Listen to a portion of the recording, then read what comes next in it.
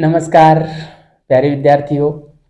मगध का उत्कर्ष हम पढ़ रहे थे और बिंबिसार के बारे में हम पढ़ रहे थे। बिंबिसार ने किस प्रकार से और मगध का उत्कर्ष प्रारंभ किया, मगध का उत्कर्ष किया, वो हम पढ़ रहे थे। जिसमें हमने पहला पॉइंट देखा कि इसने वैवाहिक संबंधों के और माध्यम से और मगध का जो है साम्राज्य का विस्तार किया था।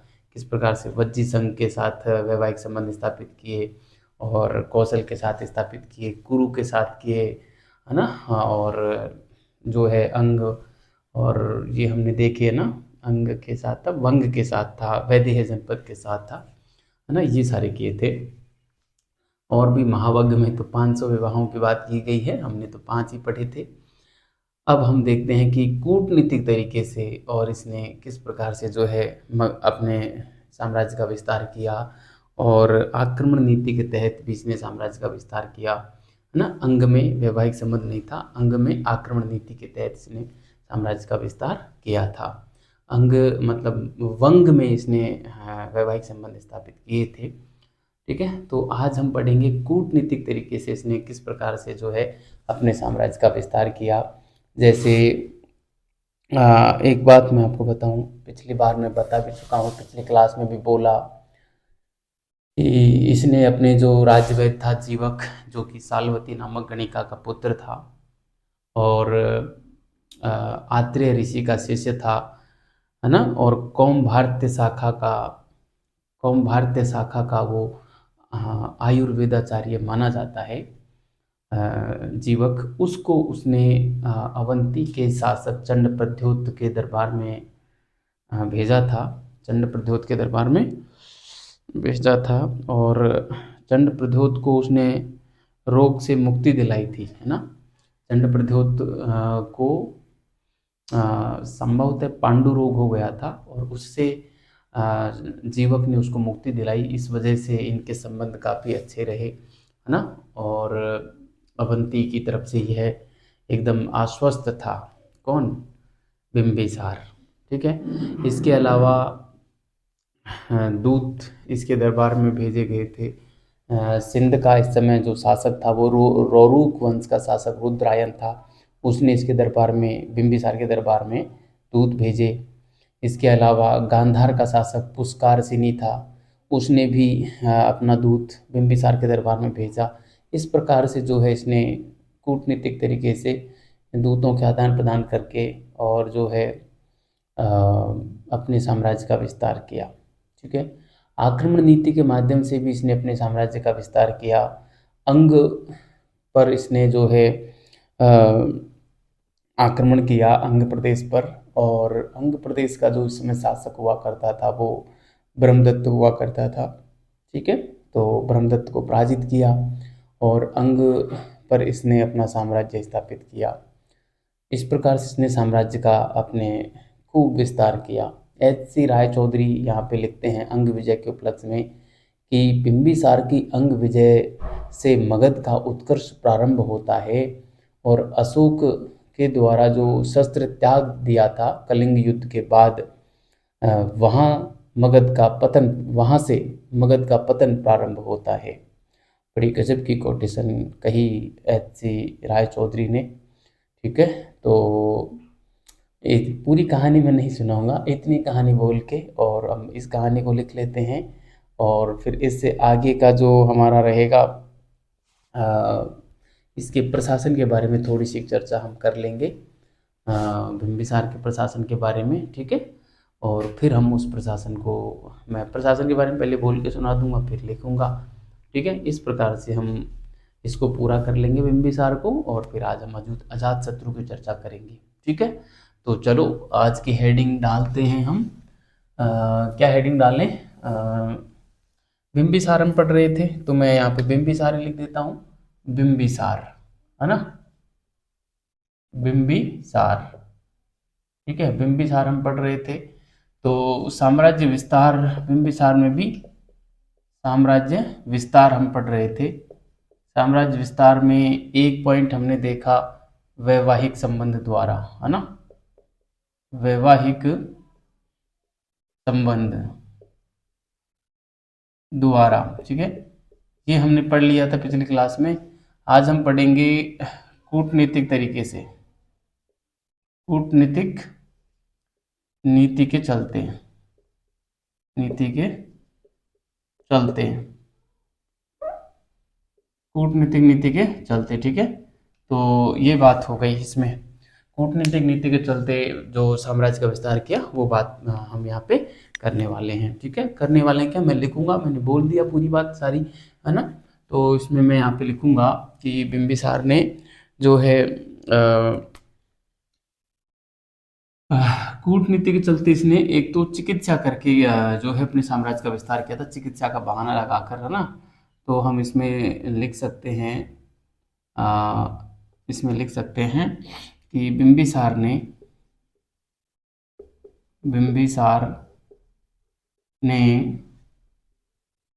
अपने राजवैद्य जीवक, कौन था जीवक,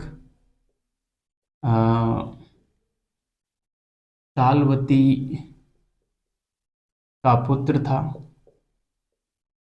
सालवती का पुत्र था। ये गणिका मानी जाती है सालवती, है ना।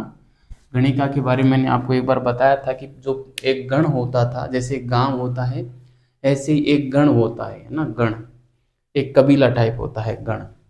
उस गण की एक एक तरीके से उस गण में एक महिला को एक मतलब ऐसे जो बाजारू औरत नहीं होती क्या, उस प्रकार से नियुक्त कर दिया जाता था कि उस सारे गण की वो एक तरीके से पत्नी रहती थी, है ना। तो उसको बोला जाता था गणिका, है ना। वेश्या जो होती है ना वो ऐसे कोई किसी गांव विशेष की फिक्स नहीं होती। वेश्या एक बाजारू महिला बोलते हैं वेश्या को, मतलब उसके पास कोई भी जा सकता है ना, और वो पैसे देकर और अपना जो है जिस्म बेचती है वेश्या। लेकिन गणिका की एक खास विशेषता होती थी कि वो सिर्फ उसी एक निश्चित गण होता था उसी के लोगों के साथ अपना संबंध बनाती थी, किसी अन्य लोगों के साथ अपने जिस्म का व्यापार नहीं करती थी, वो होती थी गणिका, है ना। ऐसे ही एक नगर वधु होती थी, वो एक निश्चित एक नगर होता था, उसकी सर्वश्रेष्ठ सुंदर महिला को नगर वधु घोषित कर दिया जाता था, है ना। वो महिला उस ही नगर, जिस नगर की वो नगर वधु घोषित की गई है, उस नगर के ही और पुरुषों के साथ वो अपना संबंध स्थापित करती थी, और मतलब उसको सम्मान की दृष्टि से भी देखा जाता था, उसको बाकायदा पैसा दिया जाता था, उसका बाकायदा आलीशान महल बनाया जाता था, है ना। और वो उसको उस पद पे दिया जाता था, जब उसको यदि कोई बच्चा बच्चा हो जाए तो फिर उसको उस पद से हटा दिया जाता था।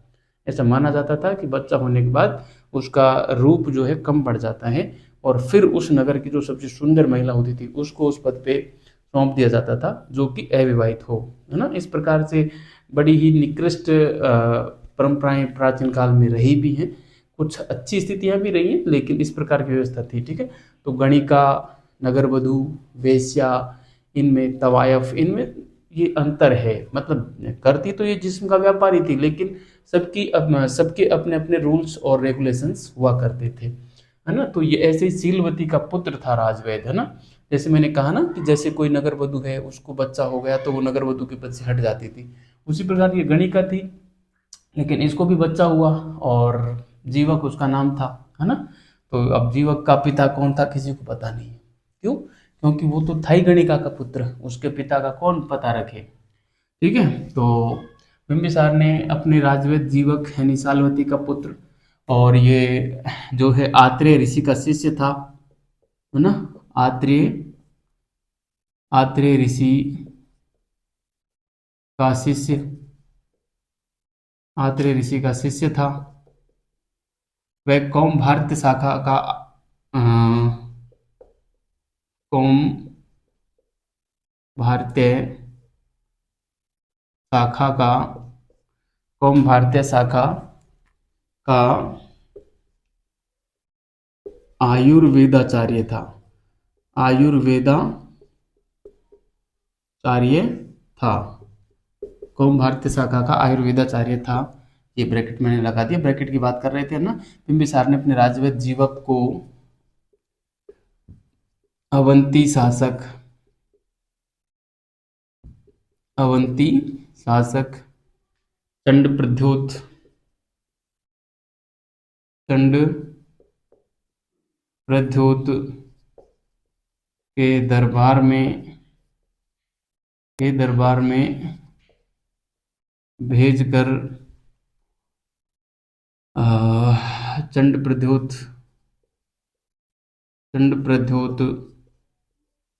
की बीमारी ठीक करवाई बीमारी ठीक करवाई। इस कारण अवंती का मगध के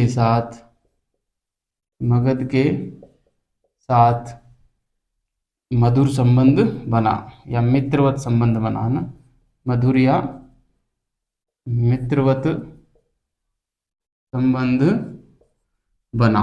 ठीक है, मधुर या मित्रवत संबंध बना। ठीक है, तो ये बात आपको ध्यान रखनी है, बड़ी महत्वपूर्ण बात है। ठीक है, ये बात वैसे मैं पहले बता चुका हूँ आपको ना। तो एक तो हुआ ये। ठीक है, दूसरी बात हम करें तो दूत आदान प्रदान वाली बात है ना। दूसरी बात कूटनीतिक संबंधों के चलते दूसरी बात क्या है, दूत आदान प्रदान करके, है ना, दूत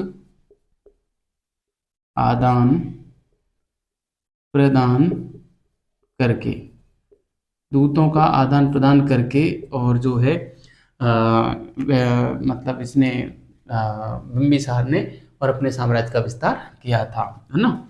तो इसमें हम लिखेंगे कि बिंबिसार के समय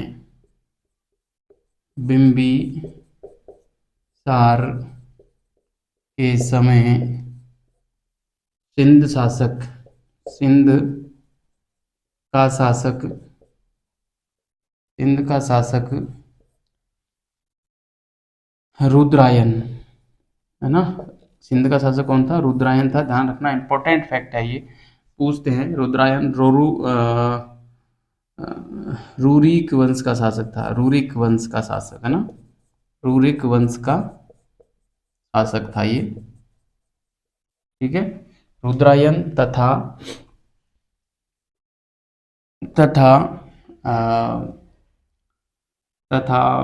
गांधार शासक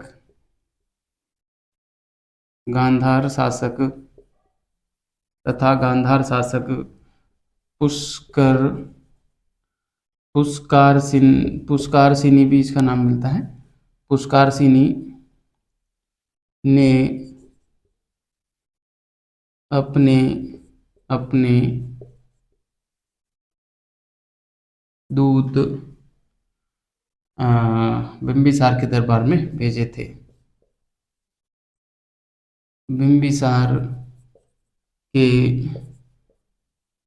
दरबार में भेजे थे। ठीक है, अपने दूत बिंबिसार के दरबार में भेजे थे। ठीक है, तो ये बात है प्यारे साथियों, बड़ी महत्वपूर्ण बात है। बहुत बार ये सवाल पूछा गया है, बहुत बार तो खैर नहीं पूछा गया, लेकिन बड़ा ही महत्वपूर्ण ये सवाल बनता है कि बिंबिसार के समय सिंध का शासक कौन था? तो रुद्रायन, और गांधार का शासक कौन था? तो पुष्कारसिनी। ठीक है, ये बात आपको बढ़िया तरीके से ध्यान रखनी है, बहुत बार और इस प्रकार के सवाल पूछे जाते हैं। और ये जो छोटे जो होते हैं ना शासक, उनसे संबंधित ऐसे सवाल अक्सर बहुत कम लोग अटेंड कर पाते हैं, कहने का मतलब, है ना। तो आपको बढ़िया तरीके से ध्यान रखना है। मैं पहले ही आगाह कर रहा हूँ, मैंने देखा है पिछले 3 साल के जो आरपीएससी का जो पेपर बनाने का ट्रेंड है, वो कुछ यूँ बदला है कि वो मेन टॉपिक से सवाल न उठाकर और उस मेन टॉपिक के इर्द गिर्द जो चीज़ें हैं वहाँ से सवाल उठाया जा रहा है। ठीक है, तो लोगों की हालत खस्ता हो जाती है, कितनी बढ़िया तैयारी क्यों न हो, लेकिन जब छोटे टॉपिकों से सवाल बनते हैं ना, तो छोटे टॉपिकों को हर कोई याद नहीं करता, है ना। इसलिए आपको छोटे टॉपिकों को भी उतनी ही तवज्जो देनी है जितनी कि हम बड़े टॉपिकों को देते हैं। जैसे अशोक के अभिलेखों से सवाल लगभग बनता ही बनता है, हर एग्जाम में सवाल बनता है ना। लेकिन पिछली एग्जाम जो असिस्टेंट प्रोफेसर की आरपीएससी ने ली, उसमें अशोक का नाम तक नहीं था पूरे पेपर में, है ना, कोई सवाल नहीं पूछा गया। तो लोगों की हालत खस्ता हो गई। जबकि मौर्य काल में अशोक ही है, पूरा अकेला ही अशोक है, उसके अलावा तो अशोक चंद्रगुप्त मौर्य के बारे में कुछ पढ़ते हैं, वरना अशोक ही है पूरा। और अशोक के अभिलेखों से सवाल बनता ही बनता है, लगभग आप उठा के देखना, नेट के पेपर उठाना, फर्स्ट ग्रेड के उठाना, जिसमें अशोक के ऊपर सवाल लगभग मिलता है ना। लेकिन पिछले असिस्टेंट प्रोफेसर के पेपर में अशोक का नाम नहीं था, तो बिल्कुल हालत खराब हो गई है ना। गुप्त काल बहुत बड़ा टॉपिक है, गुप्त काल पे सवाल बनता है, लेकिन उन्होंने मेन टॉपिक से सवाल नहीं पूछकर छोटे टॉपिकों से सवाल पूछे, है ना। इस प्रकार से ये अजातशत्रु पे पूछे, है ना। अजातशत्रु का किसके साथ लंबा संघर्ष चला, इस प्रकार से सवाल पूछा, लेकिन मेन जो टॉपिक थे वहां से सवाल, मौर्य वंश से सवाल नहीं पूछे। मौर्य काल से पहले का जो मगध का उत्कर्ष है, यहाँ से सवाल पूछ लिए थे, तो लोगों की हालत खराब हो गई है ना। इसलिए मैं बोल रहा हूँ कि ये जो छोटे छोटे टॉपिक है ना, इनको भी उसी तरीके से पढ़ना है जितने हम बड़े टॉपिक को पढ़ना है। अब देखो, सवाल वहां से नहीं पूछे इसका मतलब ये नहीं है कि हम उसको छोड़ दें। अशोक को छोड़ नहीं सकते, किसी कंडीशन नहीं छोड़ सकते। अशोक को बहुत बेहतरीन तरीके से पढ़ना है, क्योंकि एग्जामिनर आरपीएससी का ट्रेंड मैंने ये भी देखा है कि किसी एक जगह सवाल उठाती उठाती है ना, तो वो वहां से 3-4 तक सवाल उठा लेती है ना। इसलिए वहीं से और लगातार पूछते, 3-4 साल तक उनका पीछा नहीं छोड़ती है, ये भी है। इसलिए पिछले पेपरों का अध्ययन करने का यही फायदा होता है कि हमको पता चल जाता है कि सवाल कहाँ से उठ रहा है, तो वहां से हमको और गहराई में जाना पड़ता है। आगे पीछे इर्द गिर्द सब कुछ पढ़ दो, है ना, पिछले साल के पेपरों को देखकर, तो वहां से सवाल करीब मान के चलना 20-30 सवाल तो सीधे फंस जाते हैं, सीधे फंस जाते हैं, है ना।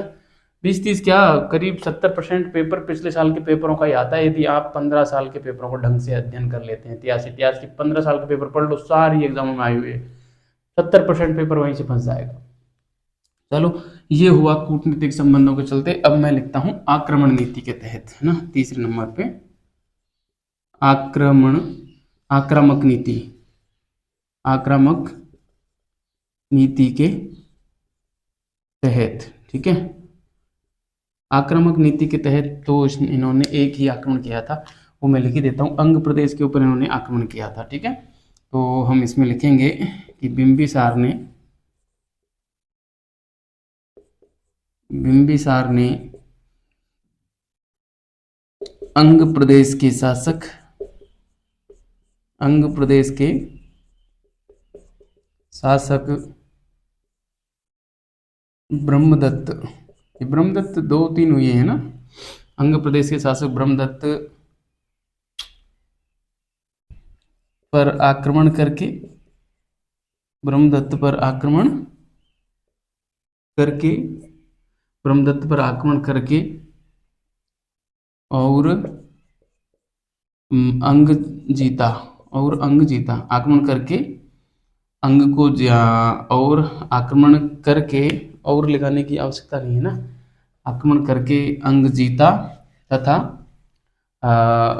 अंग का विलय कर लिया, है ना। आक्रमण करके अंग जीता व अंग का विलय,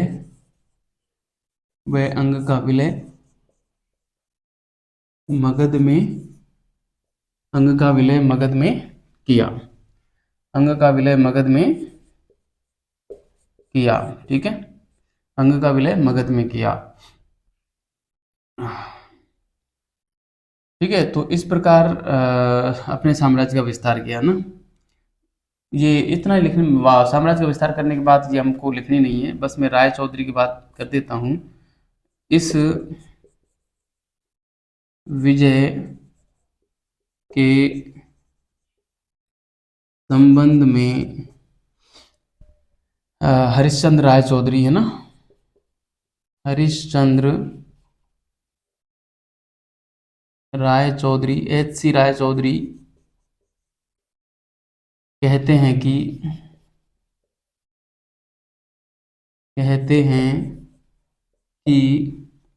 HC राय चौधरी क्या कहते हैं कि बिंबिसार की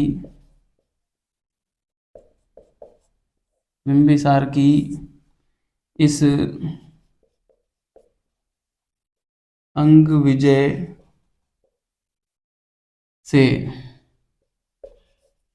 विजय से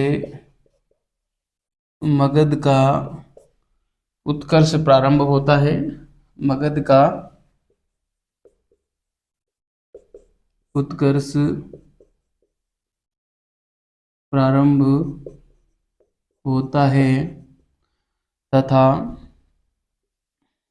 तथा अशोक मौर्य के अशोक मौर्य के कलिंग विजय के बाद कलिंग विजय के बाद शस्त्र त्याग के साथ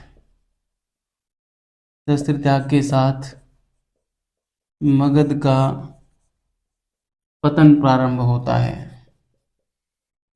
मगध का पतन प्रारंभ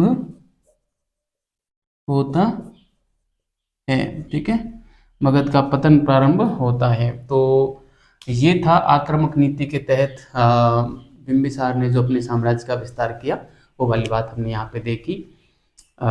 ये टोटल बिंबिसार के साम्राज्य विस्तार की बात हमने यहाँ पे कर ली है विद्यार्थियों। ठीक है, पहले तो वैवाहिक संबंधों के द्वारा, और फिर इसने जो है कूटनीतिक संबंधों के द्वारा, और तीसरा है आक्रामक नीति के चलते बिंबिसार ने अपने साम्राज्य का विस्तार किया। ठीक है, ये सारी बात हो गई।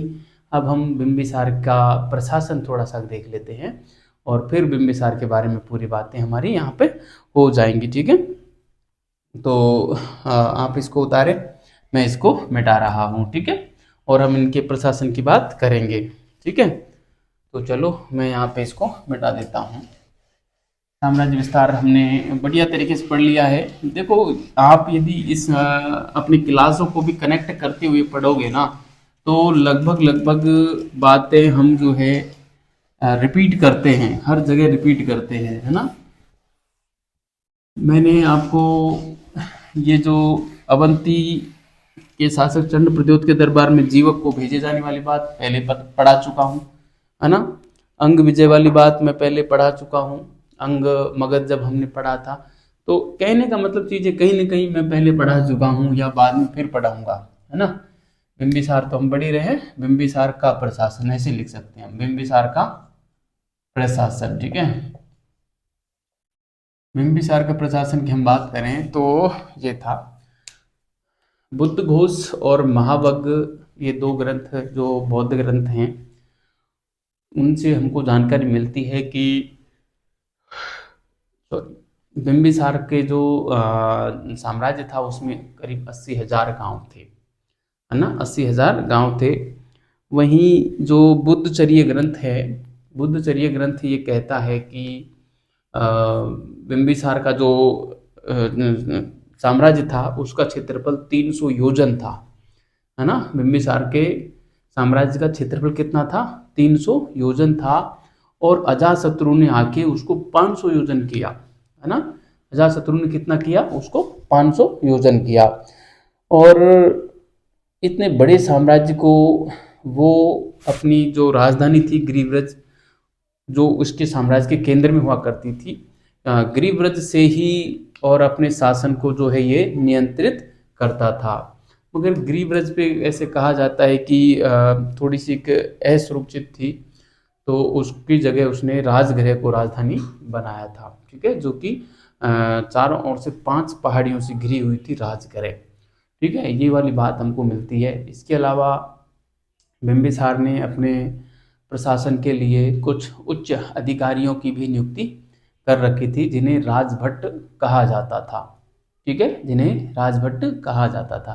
तो ये सारी बातें हैं हम इसमें करते हैं, फिर उन चारों अधिकारियों की बात करेंगे। 4 अधिकारी प्रमुख रूप से थे। इसमें एक था हमारे सर्वाधिक महामात्र था, एक व्यावहारिक महामात्र था, है ना, और एक सेना नायक हुआ करता था, है ना, और एक सोना सरोकालिक, कुछ इस प्रकार से नाम था, सोना सरोकालिक था। और एक और निकल रहा है अभी दिमाग से, वो भी आ जाएगा। ठीक है, तो इन सब की बात करते हैं हम, है ना। बिंबिसार के प्रशासन की बात करें तो हम यहाँ पे लिखते हैं फिर अश्वघोष, अश्वघोष व अश्वघोष तो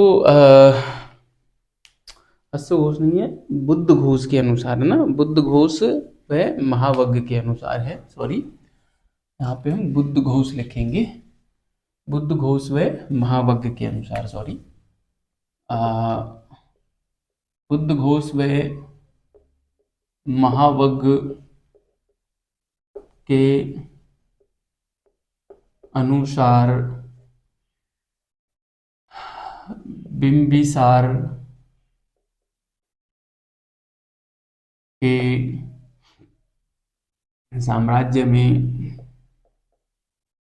बिंबिसार के साम्राज्य में 80,000 गांव शामिल थे, 80,000 गांव शामिल थे, ठीक है। वहीं 80,000 गांव शामिल थे। वहीं जो बुद्धचर्य ग्रंथ है, बुद्धचर्य के अनुसार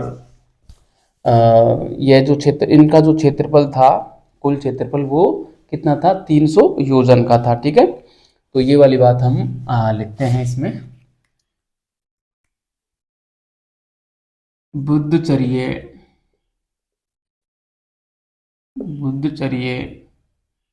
के अनुसार, बुद्धचर्य के अनुसार बिंबिसार का साम्राज्य, बिंबिसार का साम्राज्य 300 योजन में फैला था, 300 योजन में, 300 योजन में फैला हुआ था, जिसको अजातशत्रु ने, इसको अजातशत्रु ने 500 योजन तक किया, अजातशत्रु ने 500 योजन किया, ठीक है। ये योजन एक इकाई है क्षेत्रफल की एक तरीके से, ठीक है, इकाई होगी, सीधी सी बात है, जब योजन की यहाँ पे हम जो है बात कर रहे हैं तो, ठीक है, 500 योजन किया। तो इस प्रकार से बिंबिसार के क्षेत्रफल की हमने बात की यहाँ पे। अब हम बात करें कि इसकी जो इतने बड़े साम्राज्य पर ये शासन कहाँ से करता था, तो ये अपनी राजधानी से ही शासन करता था, ठीक है, अपनी राजधानी से शासन करता था। राजधानी कहाँ थी, गिरिब्रज में थी, जो कि असुरक्षित महसूस लगी तो फिर ये राजगृह में ले गया, ठीक है। मैंने शायद पहले आपको गिरिब्रज और राजगृह एक जगह ही होना, एक ही स्थान के दो नाम बताए हैं, तो उसको थोड़ा सा आप जो है मिस अंडरस्टैंडिंग समझना, और गिरिब्रज और राजगृह को थोड़ा सा इसमें परिवर्तन कर लेना आप, ठीक है। मतलब लिखा तो कुछ नहीं है वहाँ पे, ऐसा कोई गलत नहीं लिखा है, सही ही लिखा है ना, केवल बोलने में त्रुटि थी, तो उसको आप अभी ठीक कर लेना। किस प्रकार से, वो अभी मैं बात जैसे यहाँ पे लिखूंगा तो आपको पूरी बात समझ में आ ही जाएगी। मैंने मगध की राजधानी, आरंभिक राजधानी के रूप में राजगृह और गिरिब्रज का जिक्र किया था। वहाँ पे शायद मैंने ये बोला था कि दोनों एक ही स्थान के दो नाम हैं, ये थोड़ा सा करेक्शन था, इसको हम अलग अलग स्थान ही समझना, ठीक है। मैं यहाँ पे लिखता हूँ, बिंबिसार, बिंबिसार अपने साम्राज्य का प्रशासन, बिंबिसार अपने साम्राज्य का प्रशासन अपनी राजधानी गिरिब्रज, गिरिब्रज से ही चलाता था, से ही चलाता था, है ना, गिरिब्रज से ही चलाता था। मगर गिरिब्रज जो है असुरक्षित थी, ये ऐसा माना जाता है, और इसको कहीं न कहीं भय था वज्जी संघ का, कि क्या पता वज्जी संघ इस पर जो है आक्रमण वगैरह कर दे, तो यह राजधानी को जो है राजगृह, बाद में इसकी राजधानी राजगृह को बना दी जाती है, जो कि 5 पहाड़ियों से घिरी हुई थी, ठीक है, से ही चलाता था। मगर गिरिब्रज को मगर गिरिव्रज को मगर गिरिव्रज को वज्जी संघ से असुरक्षित समझकर असुरक्षित वज्जी संघ से असुरक्षित समझकर अपनी राजधानी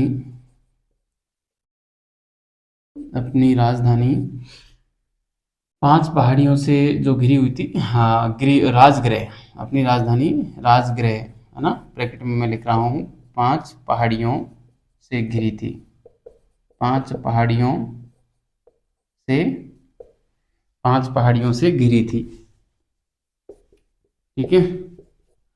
अपनी राजधानी राजगृह को बनाता है, ठीक है। एक बात हो गई ये, ठीक है। और इसके पास कुछ उच्च अधिकारी हुआ करते थे, ठीक है। इसके पास प्रशासन में सहायता हेतु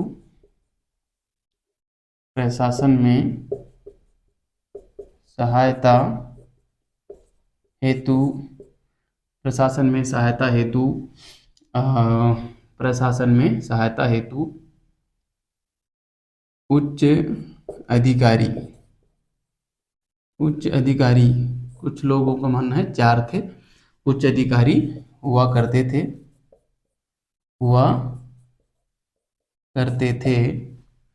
जिन्हें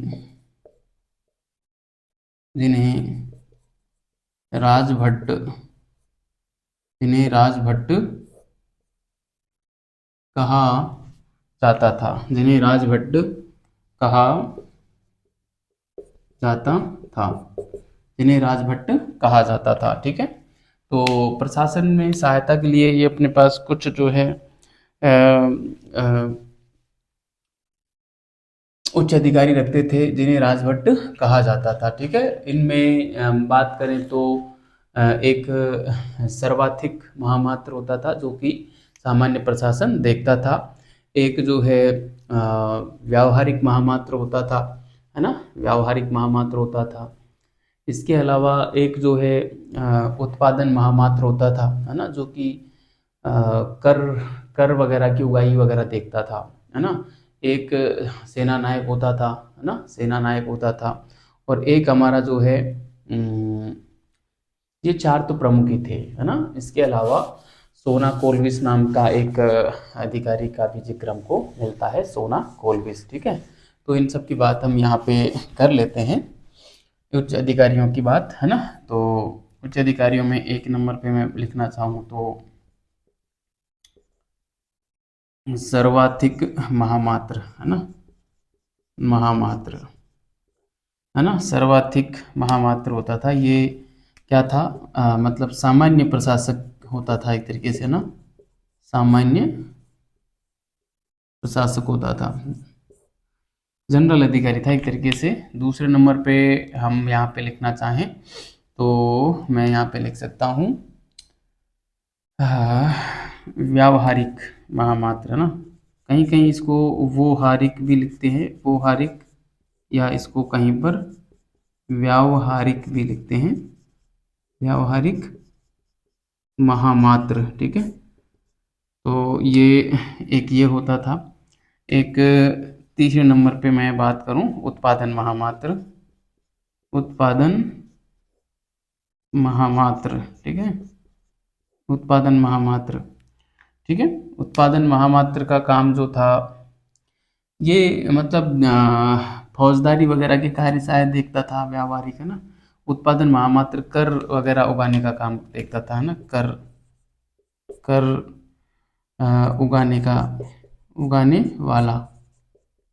उगाने वाला अधिकारी कुछ इस प्रकार से था। और आगे हम बात करें, सेना नायक को तो आप जानते ही होंगे, सेना नायक, इसका क्या काम होता है आपको पता होगा। और एक था सोना कोलविस, ठीक है, सोना कोलविस भी था, ठीक है, सोना कोलविस भी यहाँ पे होता था। तो ये कुछ प्रमुख प्रमुख अधिकारी थे बिंबिसार के पास। देखो ये कम कम बड़ी बात नहीं थी। आज से 2500 साल पहले इस प्रकार का प्रशासन होना, जिसके पास जो है एक राजधानी होना, इस प्रकार से कुछ अधिकारियों का होना, ये कम बात नहीं थी। इसलिए हम बिंबिसार को अ, पहला शासक मानते हैं जिसने और एक व्यवस्थित शासन व्यवस्था स्थापित की थी। ठीक है, तो हम लिख सकते हैं यहाँ पे कि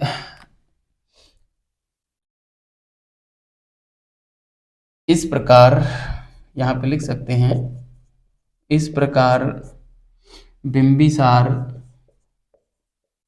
इस प्रकार बिंबिसार पहला शासक था, पहला शासक माना जाता है, माना जाता है माना जाता है जिसने जिसने एक व्यवस्थित शासन व्यवस्था एक व्यवस्थित शासन व्यवस्था स्थापित की। ठीक है, एक व्यवस्थित शासन व्यवस्था स्थापित की, ऐसा पहला शासक माना जाता है। कौन? बिंबिसार। ठीक है, तो ये बात थी प्यारे साथियों बिंबिसार के बारे में, है ना। और बिंबिसार हमने यहाँ पे पूरा पढ़ लिया, हर क्षेत्र को हमने पूरा किया। बिंबिसार अपने जीवन काल में कहते हैं कि 2 बार महात्मा बुद्ध से मिला था। ये बात भी आपको जो है ध्यान रखनी है, कई बार इस प्रकार का सवाल जो है पूछ लिया जाता है। बिंबिसार की मृत्यु के संबंध में थोड़ा सा विवाद हमको देखने को मिलता है। जैन ग्रंथ ये कहते हैं कि बिंबिसार ने और आत्महत्या कर ली थी, मगर बौद्ध ग्रंथ हमें यह बताते हैं कि बिंबिसार की हत्या बिंबिसार के ही पुत्र अजातशत्रु ने की और अजातशत्रु अगला शासक बना। और आगे चल के वैसे अजातशत्रु की हत्या भी उसी का पुत्र उदयन करेगा, है ना, और वो शासन सत्ता हड़प लेगा। इसलिए हर्यक वंश को पितृहंता वंश भी कहा जाता है, क्योंकि इसमें जितने भी शासक हुए उन सभी शासकों को उनके पुत्रों ने ही मार के शासन सत्ता स्थापित की थी। यानी कि जितने भी व्यक्ति शासक बने वो अपने पिता को मारकर शासक बने थे, पितृहंता ही थे सभी, है ना। तो हम यहाँ पे लिख सकते हैं एक दो बात फैक्चुअल रूप में कि एक तो बिंबिसार जो है, विविध तथ्य के नाम से आप डाल देना, मैं यहाँ पे मेरी जगह नहीं है इसलिए मैं यहीं पे डाल रहा हूँ विविध तथ्य, है ना, विविध तथ्य। ठीक है, विविध तथ्य। ठीक है, इस प्रकार से आप डालना। इसमें आप एक तथ्य तो ये डालना कि बिंबिसार महात्मा बुद्ध से 2 बार मिले थे, है ना। पूछते हैं ऐसे, है ना, बिंबिसार महात्मा बुद्ध से महात्मा बुद्ध से 2 बार मिले, एक बात। दूसरी बात, बिंबिसार की मृत्यु, है ना, बिंबिसार की मृत्यु, बिंबिसार की मृत्यु के संबंध में 2 मत चलते हैं। आत्महत्या की, आत्महत्या की ऐसा कौन बताता है हमको? जैन ग्रंथ बताते हैं। ठीक है, जैन ग्रंथ या जैन साहित्य कहता है कि बिंबिसार ने आत्महत्या की, मगर बिंबिसार की हत्या हुई थी, हत्या हत्या की अजातशत्रु ने, अजात शत्रु ने, है ना। ये हमें कौन बताते हैं? यह घटना मिलती है बौद्ध ग्रंथ के अनुसार। किसके अनुसार? बौद्ध ग्रंथ के अनुसार। ठीक है, बौद्ध ग्रंथ के अनुसार यह घटना मिलती है कि बिंबिसार ने जो है सॉरी बिंबिसार की हत्या की थी अजातशत्रु ने। ठीक है, ये बौद्ध ग्रंथ बताते हैं। बौद्ध साहित्य के अनुसार तो बिंबिसार की हत्या हुई थी और जैन साहित्य के अनुसार बिंबिसार ने आत्महत्या की थी। इतनी बात ध्यान रखनी है। एक फैक्ट मैं इस जगह पे लिख दे रहा हूँ, अलग कलर की पेन से लिख देता हूँ। देखिए, देखते हैं ये कितना चल पाता है कि हर्यक वंश को पितृहंता वंश कहा जाता है? पितृहंता वंश कहा जाता है। ठीक है, हर्यक वंश को पितृहंता वंश कहा जाता है। ये बात भी आपको ध्यान रखनी है, कई बार इस प्रकार का सवाल पूछ लिया जाता है। ठीक है, तो ये था प्यारे साथियों बिंबिसार के बारे में